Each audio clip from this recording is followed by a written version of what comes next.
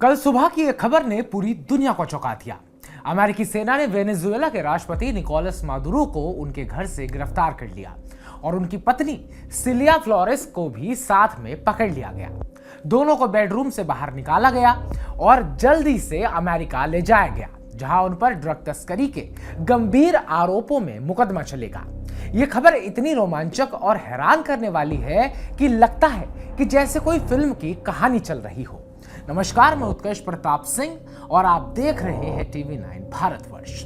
Cilia Flores को Maduro प्यार से सिलिता कहते हैं। वेनेजुएला के सोशलिस्ट आंदोलन चाविज्मो में उन्हें पहली योद्धा यानी कि फर्स्ट कॉम्बेटेंट कहा जाता है, ना कि सिर्फ फर्स्ट लेडी।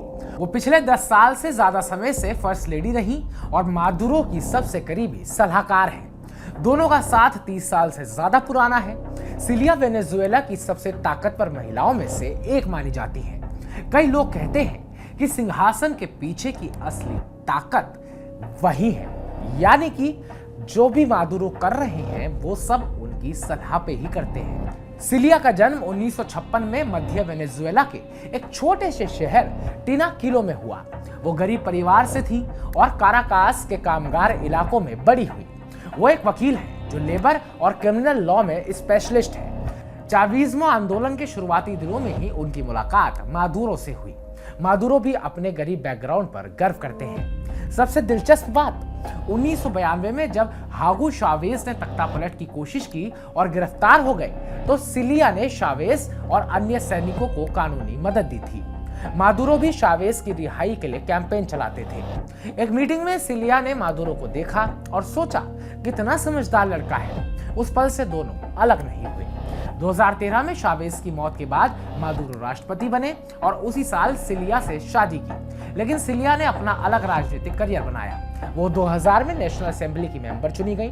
2006 में संसद की पहली महिला स्पीकर बनी। वहां उन्होंने पत्रकारों को संसद में आने पर बैन लगा दिया और अपने दर्जनों रिश्तेदारों को नौकरी दी, जिस पर काफी विवाद भी हुआ। सिलिया ने कहा, ये मेरी फैमिली है, वो काबिल है, मुझे गर्व है। चावेज की बीमारी के दौरान सिलिया और मादुरो क्यूबा में उनके साथ थे।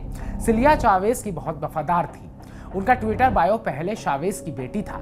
राजनीति में वो बहुत ताकतवर रही, लेकिन फर्स्ट लेडी बनने के बाद थोड़ा पीछे हट गई। फिर भी कहते हैं कि मादुरो के बड़े फैसलों में उनकी सलाह सबसे अहम होती थी। और अब जब मादुरो को अमेरिका ने गिरफ्तार कर लिया है, तो माना यह भी जा रहा है कि सिलिया के सलाह पर लिए गए फैसलों के चलते ही आज मादुरो की ये हालात हुई है। 2015 में उनके 2 भतीजों को अमेरिका में ड्रग तस्करी के आरोपों में भी पकड़ा गया।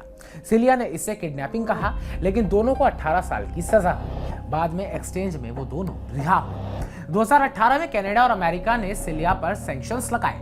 मादुरो ने गुस्से में कहा, मुझ पर अटैक करो, लेकिन सिलिया और फैमिली को मत छू।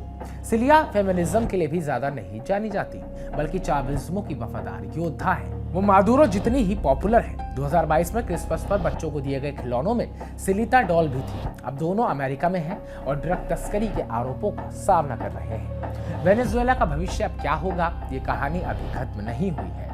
बहुत कुछ देखना बाकी है। आपको क्या लगता है, सिलिया की ताकत अब कोई काम की रह गई है? क्या मादुरो वापस कभी सत्ता में लौट पाएंगे? और अब वेनेजुएला का अगला राष्ट्रपति कौन बनेगा? कमेंट बॉक्स में कमेंट कर हमें जरूर बताइएगा। बाकी ताजा अपडेट्स पाने के लिए टीवी 9 भारतवर्ष को सब्सक्राइब कीजिएगा।